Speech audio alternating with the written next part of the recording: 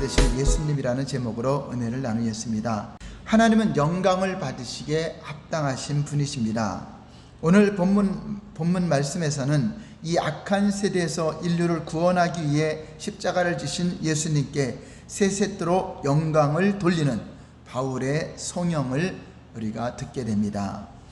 갈라디아 1장 4절 5절 보시면 그리스도께서 하나님 곧 우리 아버지의 뜻을 따라 이 악한 세대에서 우리를 건지시려고 우리 죄를 대속하기 위하여 자기 몸을 주셨으니 영광이 그에게 세세토록 있을지어다. 아멘. 이렇게 우리 예수님께 영광을 돌리는 내용이 나옵니다. 모든 영광은 오직 하나님 한 분만 받으시는 분이십니다. 그래서 하나님께만 영광을 돌리게 되어 있습니다. 이사야 42장 8절을 보시면 다 같이 시작. 나는 여호와니 이는 내 이름이라. 나는 내 영광을 다른 자에게 내 찬송을 우사에게 주지 아니하리라. 하나님이 받아야 될 영광을 다른 피조물들이 받으면 안 된다고 하는 것입니다. 하나님은 그 영광을 반드시 다른 모든 피조물들에게는 주지 않으셨다고 말씀하고 있습니다. 그러나 피조물인 사람이 하나님이 받아야 할 영광을 받으려 한다면 그는 교만한 자가 되고 하나님의 심판을 받을 수밖에 없는 것입니다. 사도행전에서도 그 당시에 통치했던 헤롯 왕이 영광을 받으려 했다가 죽음을 당하게 됩니다. 사도행전 12장 21절 23절 보시면은 다 같이 시작. 헤롯이 나를 택하여 왕복을 입고 단상에 앉아 백성에게 연설하니 백성들이 크게 부르되 이것은 신의 소리요 사람의 소리가 아니라 하거늘 헤롯이 영광을 하나님께로 돌리지 아니하므로 주의 사자가 곧 친히 벌레에게 먹혀 죽으니라. 헤롯 왕이 어떤 연설을 했더니 야 이거는 신의 소리다.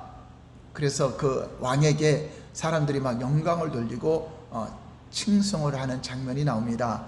그럴 때 그 영광을 하나님께 돌렸어야 되는데 하나님께 돌리지 않고 자기가 받았을 때 결국은 주의 사자의 하나님의 심판을 통해서 벌레 바이러스가 들어가서 결국은 죽게 되는 장면이 기록되어 있습니다. 이게 무슨 말입니까? 아무리 사람이 잘났다 하더라도 그래서 연설을 잘하고 설교를 잘하고 많은 것을 안다 할지라도 절대로 자기 이름이 나타나면 안 되고 자기가 드러나면 그는 곧 하나님께서 버려질 그런 교만한 자가 되는 것입니다. 그래서 겸손한 주의 종이나 겸손한 사람은 오직 하나님만이 영광 받으시길 원합니다 해야 되는 거죠. 베드로와 요한이 나면서부터 안진병이 된 자를 예수 이름으로 은과 금은 없거니와 내게 있는 나사렛 예수 이름으로 일어나 걸으라 했을 때 많은 사람들이 요한과 그 베드로를 우러러보고 다 주목하고 야 이거는 신이 왔구나 뭐 대단한 사람이다 하고 다 주목하니까 바로 거기서 사도행전에 보면은 베드로와 요한이 왜 우리를 주목하느냐, 우리의 어떤 경건한 능력으로 이 사람이 일어난 것처럼 왜 우리를 주목하고 바라보느냐, 이가 일어난 것은 예수로 말미암는 그 믿음, 너희들이 정죄하고 죽였던 그가 다시 살아나셨고 바로 그를 믿는 그 믿음으로 그가 그를 일으키셨다 해서 오직 예수님께만 초점을 돌리고 자기들은 빠지는 것을 볼 수 있습니다. 바로 그러한 모습을 겸손한 모습이요 하나님께 영광을 돌리는 것입니다. 우주 만물에서 영광을 받으실 분은 오직 하나님 한 분뿐이라고 성경은 말씀하고 있습니다. 그런데 오늘 본문에는 예수님도 영광을 받으실 분으로 세세토록 영광을 받으실 분으로 오늘 기록되고 있습니다. 이 같은 사실로 말미암아 예수님이 곧 창조주 하나님이심을 사도 바울이 증거하고 있는 것입니다. 첫 번째, 하나님이신 예수님. 예수님은 이 땅에 2000년 전에 사람으로 오셨지만 창세전부터 계셨던 창조주 하나님으로 계셨던 그분이 사람의 몸으로 이 땅에 나타나신 것입니다. 그래서 예수님이 나타나기 전에 오실 자의 표상으로 아담을 지은 겁니다. 그러니까 예수님이 사람의 모양으로 나타나서 사람을 닮게 온 것이 아니라 사람이 예수님을 닮은 미리 나타난 자들이고 그 나타난 그 사람들 가운데로 예수님이 오신 길을 예비한 것입니다. 예수님이 하나님이시란 분명한 증거가 성경에는 많이 기록되어 있습니다. 그 대표적인 말씀이 요한복음 1장 1절에서 3절 말씀에 예수님이 창조주 하나님임을 말씀하고 있습니다. 다 같이 읽어볼까요? 시작. 태초에 말씀이 계시니라. 이 말씀이 하나님과 함께 계셨으니 이 말씀은 곧 하나님이시니라. 그가 태초에 하나님과 함께 계셨고 만물이 그로 말미암아 지은 바 되었으니 지은 것이 하나도 그가 없이는 된 것이 없느니라.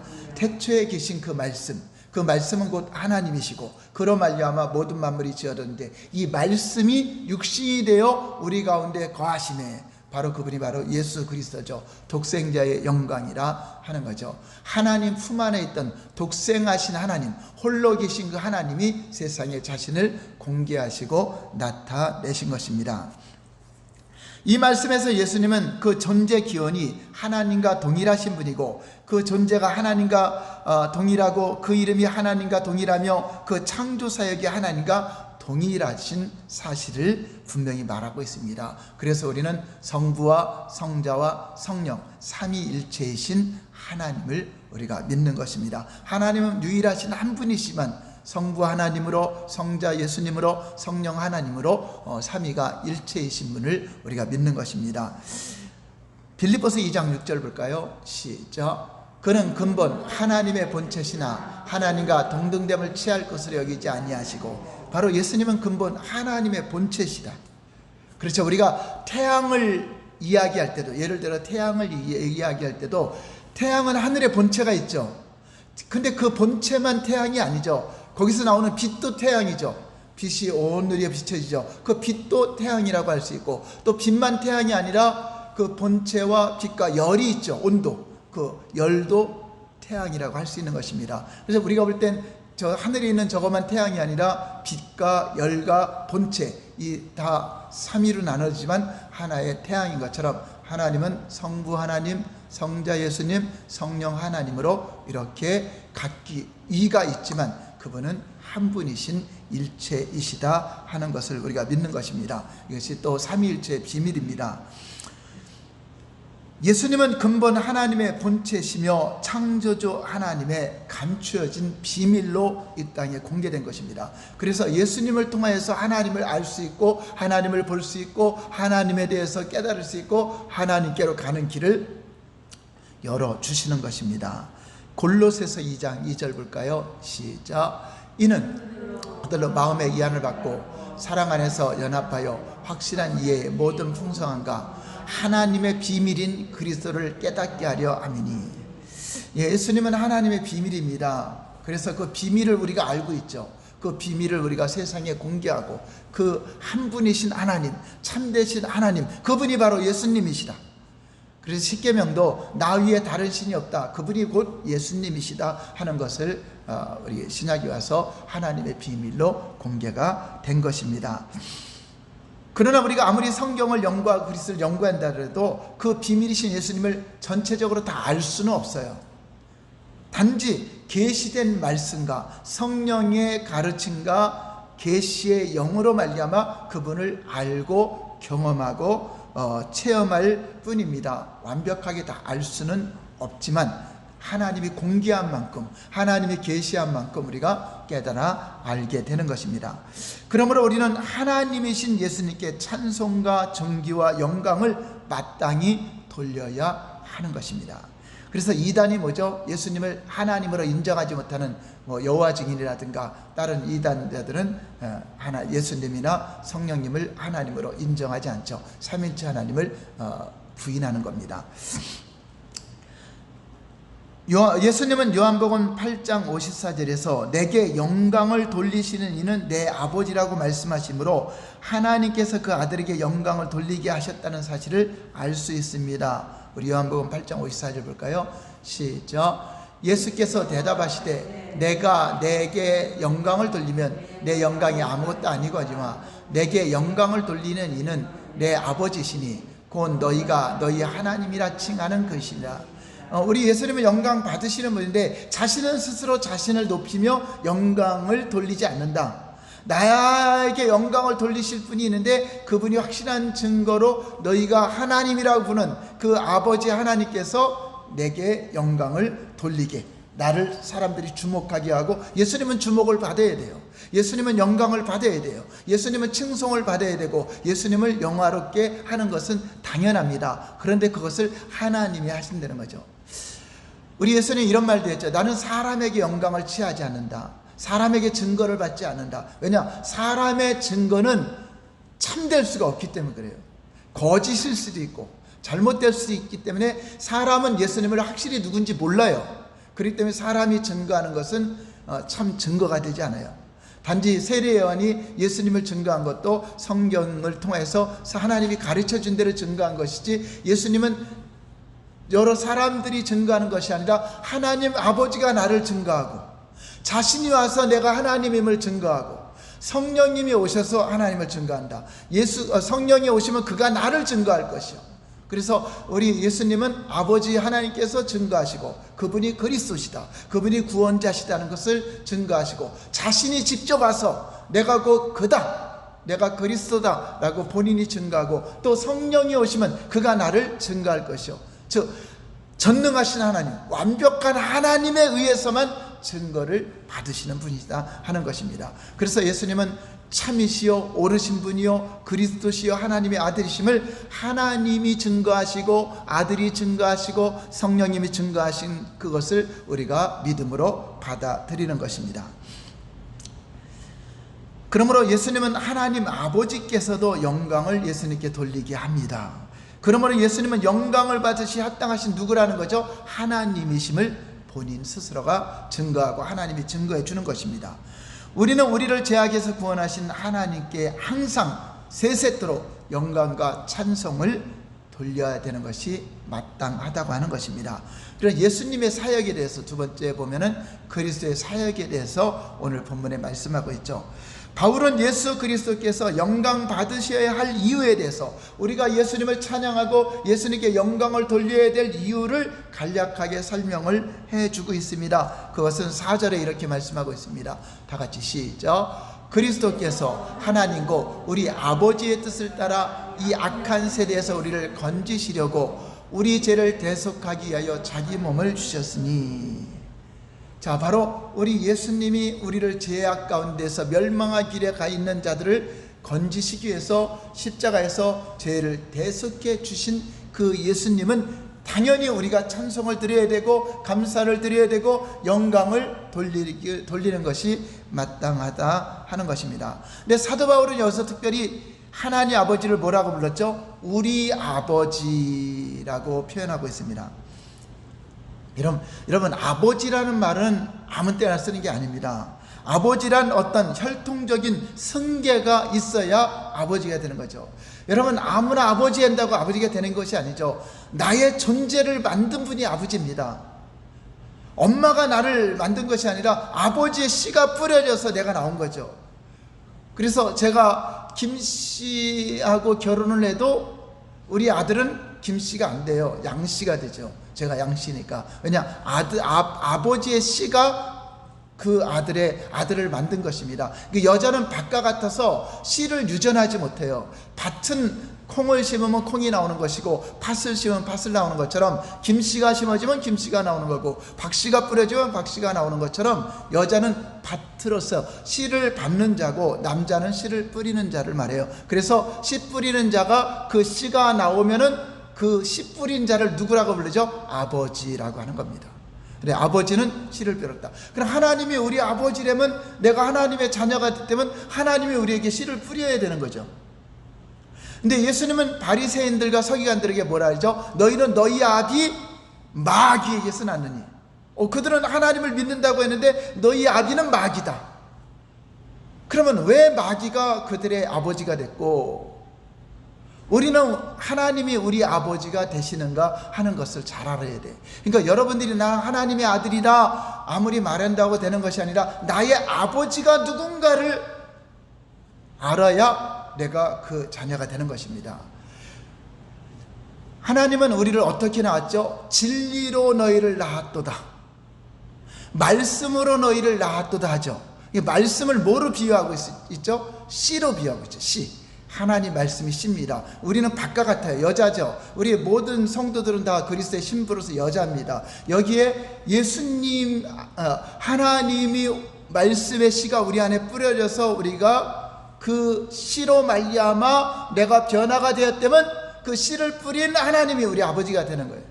근데 마귀에게 영향을 받아서 마귀의 생각이 씨를 뿌려져서 예수님을 대적하고 예수님을 거부하고 있다면 그는 누가 아버지가 되죠? 마귀가 되는 거죠. 그래서 저와 여러분들이 하나님께 순종하고 하나님 말씀이 여러분들을 진정으로 변화시켜서 말씀 위에서 거듭난 자는 하나님이 우리 아버지가 되는 것이고, 그런데 교회를 다녀도 마귀의 영향을 받고 이단의 영향을 받고 잘못된 영향을 받으면 그 사상이 나를 낳은 겁니다. 그래서 여러분들이 마귀가 주는 생각대로 원망과 불평과 시기와 미움과 질투의 그런 마음으로 살고 있을 때 그 마음에 하나님의 씨가 뿌리는 거, 마귀의 씨가 뿌리는 거예요. 네, 그런 자를 마귀의 자녀라고 하는 겁니다. 그래서 우리는 마귀가 씨를 뿌린 거를 교회 와서 계속 지워야 돼요. 회개함으로 지워내야 돼요. 밭에서 뽑아내야 돼요. 기경해야 돼요. 돌짝도 뽑아내고 가시밭도 뽑아내고 염려원식도 뽑아내고 하나님 말씀이 내 안에서 잘 열매를 맺어서 나를 통하여 나타나도록, 그래서 오래 참음과 사랑과 겸손과 온유와 용납하는 그 하나님의 형상의 말씀의 씨가 뿌려진 사람을 하나님의 자녀라고 하는 것이고, 그런 하나님의 자녀는 하나님이 보내신 자 예수님을 대적하지 않고 예수님을 믿게 돼 있죠. 그런데 교회를 다녀도 수많은 사람들이 하나님을 믿는다 해도 예수님을 믿지 않는 사람들이 많이 있죠. 그런 사람들은 너희 아비 마귀가 예수님을 알지 못하도록 하는 것입니다. 그러므로 저와 여러분들이 하나님과의 관계는 그냥 이론적인 관계가 아니라 실질적으로 하나님이 우리에게 말씀을 뿌리셨고 그 말씀으로 우리가 거듭났기 때문에 진짜 실제적으로 하나님이 우리의 아버지가 되고, 우리 육신의 아버지는 육체가 있는 동안 잠시 몇십 년 동안의 관계지만 하나님과의 관계는 영원의 관계다. 육체의 부모의 관계는 100년도 안 돼요. 근데 하나님과의 관계는 영원입니다. 그런데 어떤 사람들은 영원한 하나님의 관계가 중요한데도 불구하고 육신의 혈연의 관계 때문에 교회를 안 나오고, 잠깐 있을 몇십 년 동안 책임도 못 져줄 부모님의 어떤 말 때문에 부모님이 가지 말라 그랬다고 해서 영원한 관계를 끊어버리는, 육신의 혈연 때문에 끊어버리는 어리석은 자들이 있다고 하는 것입니다. 그러므로 우리는 하나님과의 영원한 관계가 중요한 것입니다. 요한복음 1장 12절 볼까요? 시작. 영접하는 자, 그 이름을 믿는 자들에겐 하나님의 자녀가 되는 권세를 주셨습니다. 예, 하나님과의 우리 관계는 믿음으로써 그 말씀을 받아들이고 말씀이 내 안에 믿어져서 그 말씀으로 말미암아 믿음의 관계를 통하여 아버지와 자녀의 관계가 형성되는 것입니다. 그리고 핏값으로 우리를 주님이 사셨습니다. 마귀의 자녀였는데 마귀가 요구하는 것은 죽음이죠. 우리에게 죄와 사망의 죽음이죠. 그 대가를 지불하시고 우리 영혼을 사신 바 되었다. 핏값으로 샀다. 그래서 아버지 소유가 되었다 하는 거죠. 예를 들어서 고아원에 있는 아이를 내가 데리고 왔다, 값을 주고 치르고 왔다든가 그런 경우에 자기 자녀로 입적을 하는 것 같은 위치도 되는 것입니다.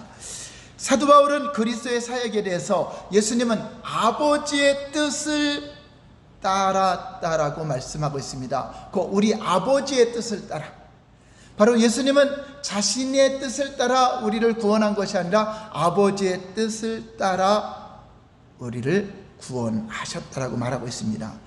예수님은 그의 사역을 이루시는 과정에서 늘 아버지의 뜻대로 되기를 원하셨으며 아버지의 뜻을 이루시는 일에 그의 온 생애를 바쳤습니다. 그래서 우리도 이 땅에 하나님의 자녀들은 누구의 뜻을 위해 사는 거죠? 내 뜻이 아니라 아버지의 뜻을 위해 살아가는 것이 자녀된 본분이라고 하는 것입니다. 누가복음 22장 42절 볼까요? 시작. 이르시되 아버지여, 만일 아버지의 뜻이거든 이 잔을 내게서 옮기시옵소서. 그러나 내 원대로 마시옵고 아버지 원대로 되기를 원하나이다 하시니, 바로 예수님은 죽음까지도 아버지의 뜻대로 십자가의 죽음에 자신을 내어 맡기셨던 걸 볼 수 있습니다. 아버지의 뜻대로 행하는 자만이 천국에 들어갈 수 있습니다. 마태복음 7장 21절 볼까요? 시작. 나더러 주여 주여 하는 자마다 다 천국에 들어갈 것이 아니요 다만 하늘에 계신 내 아버지 뜻대로 행하는 자라에 들어가리라. 그러니까 너희가 다 주여 주여 하면서 교회에 나온다 할지라도, 예수님께 주여 주여 한다 할지라도 아버지 뜻이 아닌 다른 방법으로 하나님을 찾는 자들이 있어요.